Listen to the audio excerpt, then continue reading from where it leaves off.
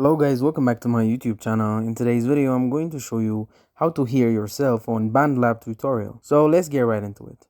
First and foremost, to enable monitoring, of course, you need a functional microphone, as I do right now. So the way you actually enable monitoring is by actually recording your own voice. And let's just record something here.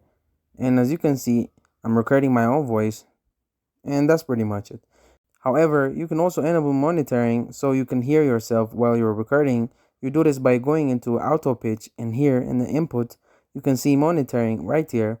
To actually enable monitoring, just click on it. And as you can see, my voice is doubled right now. And that's pretty much it.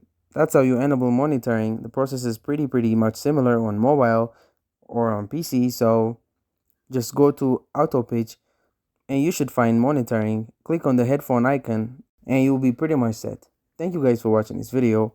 If this video was helpful, don't forget to like and subscribe to my YouTube channel.